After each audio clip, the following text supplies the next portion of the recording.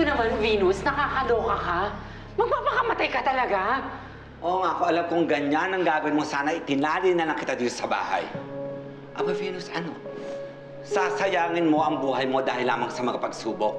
Eh, ano na ang silbi namin dalawa ni Mela, ha? Eh, kaya nga tayo pamilya, di ba? Di ba?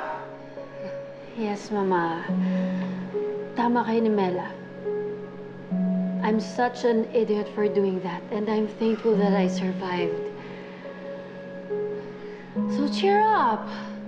Or should I say, cheers! I'm in the mood to celebrate. Kaya tara, Mela, labas mo yung wine. Wait. Walang magiinuman ngayon. Wala. Hindi ka iinom. You have to clear your mind. Kailangan ka ma-recharge. Ano ba?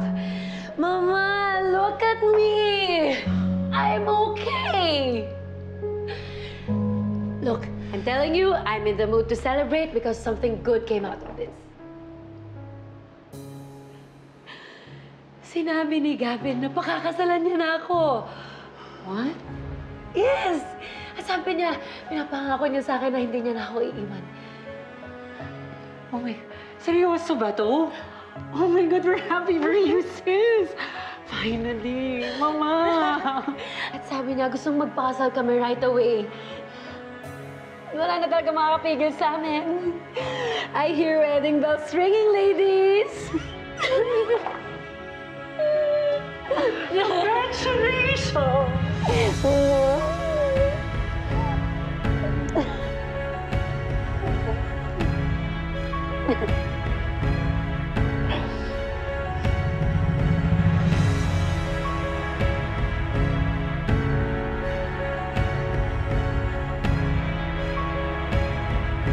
I'm good. Yung pagpapakamatay ko, it's just an episode. I've moved on. Venus, that's suicide, and you don't take that lightly. I know a therapist para makarecover ka from that incident. Ate, hindi ko kailangan nun. Ang kailangan ko, wedding coordinator. Huh? What do you mean? Ate, tuloy na yung wedding ko. Tutuparan yun ni Gavin yung pangako niya sa akin. And I want you, Mama, and Papa to be there. Of course we will. I'm so happy for you. Finally!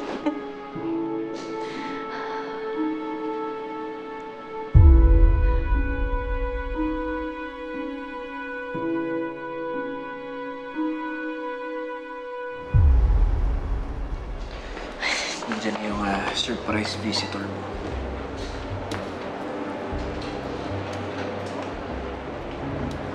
Si Venus yun ah. Oh, bakit daw na ako kakausapin? Baka hingi ng recipe. Ibigyan mo na para matuluyan na. Baliw. Dito na ako.